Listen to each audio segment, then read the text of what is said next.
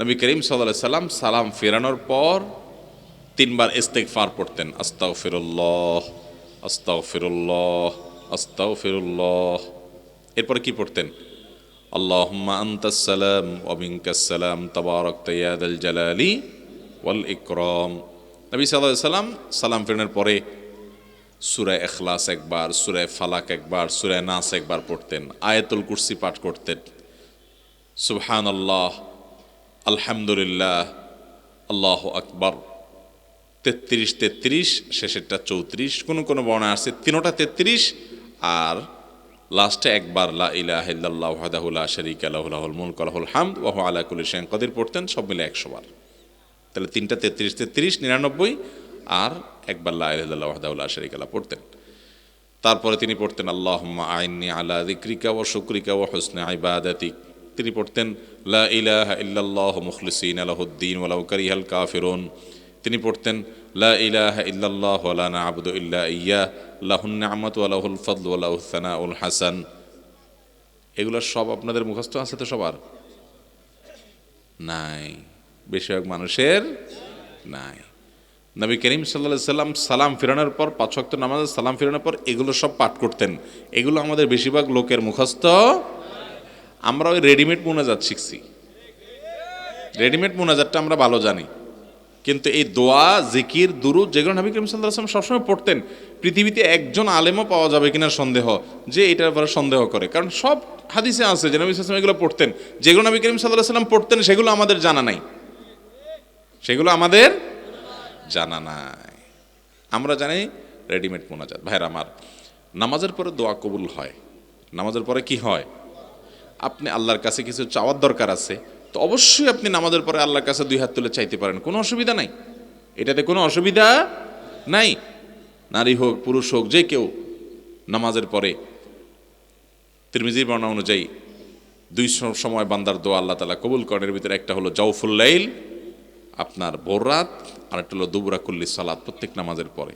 এই জন্য আপনি আল্লাহর কাছে দোয়া করতেই পারেন, কিন্তু ইমাম সাহেবের সাথে মুসল্লিরা সবাই একেবারে জোগায় দিয়ে একসাথে তালে তাল মিলিয়ে সুরে সুর মিলিয়ে হাতে হাত মিলিয়ে একসাথে তুলবে, দোয়া করবে, আবার ইমাম সাহেবের অনুসরণ করে নামাজ যেরকম অনুসরণ করে দোয়া তো এরকম অনুসরণ করবে। এরকম নবী করিম সাল্লাল্লাহু আলাইহি সাল্লাম তার জীবনে 10 বছরে প্রায় 18,000 ওয়াক্ত নামাজের ইমামতি করেছেন।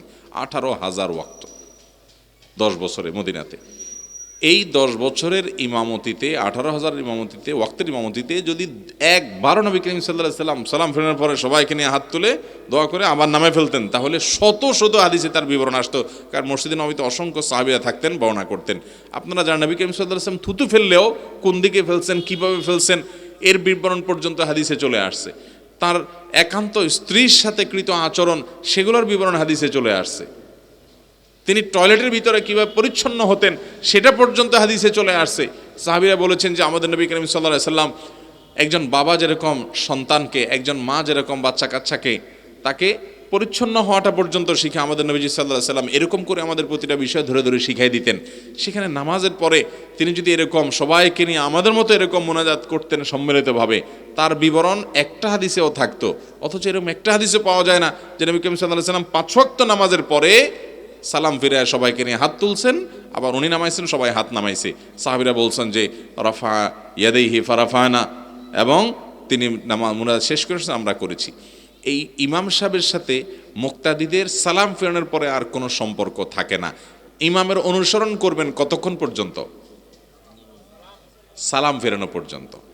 ইমাম সাহেব আসসালামু আলাইকুম রহমতুল্লাহ বলছে, আসসালামু আলাইকুম রহমতুল্লাহ বলছে, এই পর্যন্ত ইমামের অনুসরণ করবেন। এরপরে ইমাম অনুসরণ নাই, এরপরে আপনারটা আপনার, ইমাম সাহেবেরটা ইমাম সাহেবের। কথাকে বুঝাতে পারছি? ইমাম সাহেব দোয়া করতে পারে, আপনি দোয়া করতে পারেন, ইমাম সাহেব জিকির আজকার পড়তে পারে, সুন্নত নামাজ পড়তে পারে, কোনো কাজে বাড়িতে গিয়ে সেখানে পড়তে পারে। এখন আর ইমামের সাথে মুক্তাদের কোনো সম্পর্ক নাই। নবী করিম সাল্লাল্লাহু আলাইহি সাল্লাম বলেছেন ইন্নামা জুইলাল ইমামু লিইউতাম্মা বিহি, নিশ্চয় ইমাম নির্ধারণ করা হয়েছে তাকে অনুসরণ করার জন্য। ইমাম নির্ধারণ করা হয়েছে তাকে কিসের জন্য? অনুসরণ করার জন্য। অতএব ইমাম যখন দাঁড়ায়, ইমাম যখন রুকু করে তোমরা রুকু করবে, তিনি যখন সিজদা করেন তোমরা সিজদা করবে, তিনি যখন সালাম ফিরায় তোমরা সালাম ফিরাবে, বাস শেষ। নবীজি সাল্লাল্লাহু আলাইহি এটা বলেন নাই তিনি যখন দোয়া করবে তখন তোমরা দোয়াও করবে। এই হাদিসের শেষাংশে এই কথা কোথাও নাই। একজন আলিমও দেখাতে পারবেন না। আপনি নিজে খুঁজে দেখেন। এটা বলেন নাই যে নবী করিম সাল্লাল্লাহু আলাইহি ওয়াসাল্লাম কিন্তু একটা একটা করে সবগুলো বলছেন, ইমাম যখন এটা করবেন তখন তোমরা এটা করবে, যখন এটা করবে তখন এটা করবে, যখন সালাম ফিরাবে তখন তোমরা সালাম ফিরাও, শেষ কাহিনী। এরপরে আর কোনো ইমামের অনুসরণ নাই, সেপারেট, প্রত্যেকে আলাদা আলাদা। কিন্তু আমাদের দেশে ওই দোয়াটা পর্যন্ত ইমামের সাথে আমরা মিলাইনি। ভাইরা আমার, আপনারা যত বড় বড় দ্বীনি প্রতিষ্ঠান আছে সারা পৃথিবীতে, যত বড় বড়, আমাদের দেশেই বলেন, বিশ্ব ইজতেমাতে ৫ ওয়াক্ত নামাজের পরে কোনো মুনাজাত হয় সম্মিলিতভাবে? যার দোয়া সে করে। কাকরাইল মসজিদেও নাই। হাটহাজারী মাদ্রাসা বাংলাদেশের সবচেয়ে বড় মাদ্রাসা, সেখানেও কিন্তু নাই। মক্কা মদিনাতে নাই। বড় বড় আলিয়া মাদ্রাসা, জামিয়া কাসেমিয়া নরসিংদীতে যান, নাই। তামিল্লাত মাদ্রাসা নাই। মুশকিল হলে এসব মাদ্রাসা থেকে পড়ে আইসা এলাকাতে আইসা আবার এগুলোর পিছনে যুদ্ধ করে। কিন্তু তাই বলে এগুলো নিয়ে ভাই গন্ডগোল ফাসাদ করা যাবে না। যারা ঠিক ঠিক জোরে জোরে বলতেছেন যুবকরা, আমি জানি আপনারা বেজাল লাগানোর জন্য অনেকে তৈরি হয়ে আছেন যে ঠিক আছে আমরা এখানে যুদ্ধ লাগাই দেব। খবরদার, সম্মিলিত মুনাজাত যদি কোনো ইমাম এটাকে যদি মুস্তাহাব মনে করে আমল করেন, তার পেছনে ওই যে আমরা একটু আগে ওয়াজি করলাম আজকে যে লাগালাগি করা যাবে না। আপনি লাগালাগি করতেছেন আর এটাকে দিনের কাজ মনে করতেছেন না ভাই।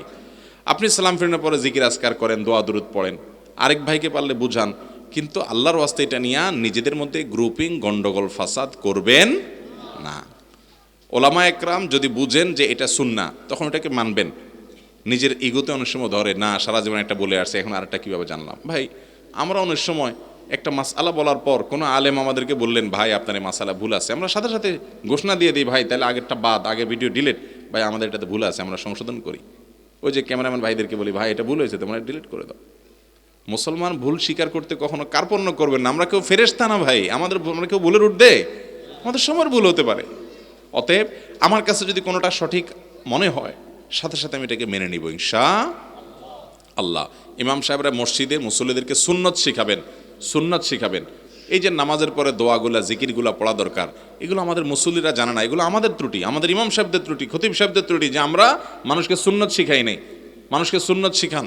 এই দোয়াগুলো লিখে লিখে মসজিদে দুই পাশে টাঙায় দেন, যাতে করে মানুষ এগুলো দেখে দেখে পড়তে পারে, অভ্যস্ত হতে পারে। আমাদের সারা জীবন হুজুরদের উপরে আমরা এত ডিপেন্ডেন্ট যে কোনো দোয়া আমরা নিজেরা করতে পারি না, সব আমাদের ডিপেন্ড করতে হয় হুজুরদের উপরে। নামাজের পরে বসে থাকে যে হুজুর উঠাইলে হাত উঠাবো, নিজে নিজে উঠাই যে একটু আল্লাহর কাছে দোয়া করবো, এটা আমরা জানি না। নতুন দোকান দিছি, তাও কি লাগবে, ওই হুজুরই ঠিক করতে হবে। কেন রে ভাই, আপনার দোকানে আপনি দোয়া করতে পারেন না? আপনারা কে বলছে হুজুর নিয়ে যেতে? ভাই, আল্লাহর কাছে দোয়া আল্লাহ তাআলা করতে বলছে না করাইতে বলছে মানুষ দিয়া? আল্লাহ বলছেন উদউনি আস্তাজিব লাকুম, তোমরা আমার কাছে দোয়া করো, আমি দোয়া কবুল করবো, আল্লাহ বলছেন। এখন সবাইকে দোয়া অভ্যস্ত করতে হবে, দোয়া শেখাতে হবে ইমাম সাহেবদের। কিন্তু আপনারা তাই বলে ওই যে ইমাম সাহেবদের পিছনে একেবারে মাজায় গামছা বেঁধে লেগে যাবেন, পিছে লাগার বিরুদ্ধেই তো এতক্ষণ বললাম। অতএব লা তাদাবারু, একে অন্যের পিছে লাগতে যাবেন, পারলে সামনে লাগবেন। সামনে লাগা মানে কি? পারলে একটু বসে নম্রতার সাথে আলোচনা করবেন সম্ভব হলে। আর যদি সেটাতেও দেখেন যে না ঝামেলা হতে পারে, দরকার নাই, আপনি নিজের চরকা তেল দেন। আপনি এলাকাতে গন্ডগোল ফাসাদ সৃষ্টি করলে সেটা কিন্তু ভয়াবহ গুনাহ হবে। কথা কি বুঝাতে পারছেন ভাইরা আমার? গন্ডগোল ফাসাদ এটা খুব বাজে একটা জিনিস। মুসলমানরা শান্তিপূর্ণভাবে অবস্থান করতে হবে। সুন্নাহকে প্রচার করেন, সুন্নাহ যত প্রচারিত হবে তত বেশি গায়রে সুন্নাহ এমনি দূর হয়ে যাবে। 10 জন মানুষকে সুন্নাহ শিখান, ভাই নামাজের পরে এই দোয়া পড়েন, এই দুরুদ পড়েন, এইভাবে সুন্নত নামাজ পড়েন, এইভাবে আমল করেন, হাদিস বর্ণিত আমলগুলো শিখাই দেন, এমনি সব দূর হবে। আর ইমাম সাহেবরা হিম্মত করেন সারা জীবন শুধু ট্র্যাডিশনাল পদ্ধতিতে না থেকে মানুষকে সুন্নাহটা শিখান অন্তত। আল্লাহ তাআলা আমাদেরকে আমলের তৌফিক দান করুন। ভাইরা আমার, আমরা অনেকে নিজের পক্ষের হুজুর নিয়ে আসি যে নিজের পক্ষের হুজুরদের দিয়ে কিছু বলাবো, তাহলে এবার হুজুর চলে গেলে আমরা ওইটা মাজা গামছা বেঁধে নামো, দেখছো কি বলছে। ভাইরা আমার, এগুলো সবই বেশিরভাগ ক্ষেত্রেই নফসের পূজা, প্রবৃত্তির পূজা, দিনের খেদমত হয় না। এটা হলো নফসের পূজা, যে আমি যেটা বুঝছি এটার পক্ষে লড়াই করে সংগ্রাম করে একটা গন্ডগোল লাগুক, ফাসাদ লাগুক, তাও আমি করেই যাব। এই আন্দাজে এবং আন্দাজে ঠেলাঠেলি করবেন না, ঠিক আছে তো ইনশাআল্লাহ। বাকি সুন্নত যদি বলতে চাই আমি, তাহলে সালাম ফেরানোর পর ইমামের সাথে মুয়াজ্জিনের কোনো সম্পর্ক না, প্রত্যেকে বসে দোয়া দুরুদ জিকির আজকার করতে থাকবেন। ইমাম সাহেবরা মানুষকে দোয়া শিখাবেন, আপনার উপরে ডিপেন্ডেন্ট হয়ে থাকবে সবাই, একেবারে ইমাম সাহেবের সাথেই উড়াইতে হবে না, কথা নাই। ইমাম সাহেব হয়তো আজকে তার 3টা জিনিস আল্লাহর কাছে চাওয়ার দরকার আছে, উনি চাইছে, চাওয়ার পরে উনি হাত নামায় ফেলছে, আপনার হয়তো আরও 2টা বাকি আছে চাওয়া, তো আপনি আরও একটু বাড়াই চাইবেন না? কিন্তু না, আমাদের দেশের সিস্টেমই হলো কি যে হুজুর নামায় ফেলছে, তুমি আবার হাত উঠে রাখছো কেন? আশপাশ দেখবেন অনেকে গুতা মারে এরকম করে, আছে না? সে হুজুর নামায় ফেলছে, তুমি আর বসে আছো, তুমি নামাও নামাও না ভাই। নামাজের পরে আল্লাহর কাছে কিছু চাইতে গেলে চাওয়ার দরকার থাকলে অবশ্যই আমরা চাইবো। অনেকে আছে আবার আল্লাহর কাছে দোয়া করাই ভুলে গেছে, একদম আছে না, দোয়াই ভুলে গেছে, দোয়াই নাই, চোখের পানি ফেলতে পারে না, চাইতে পারে না। অতএব দোয়া করবো তো ইনশাআল্লাহ, কিন্তু সুন্নাহ পদ্ধতিতে। কোন পদ্ধতিতে? সুন্নাহ সম্মত পদ্ধতিতে। আল্লাহ আমাদেরকে বোঝার তৌফিক দান করুন।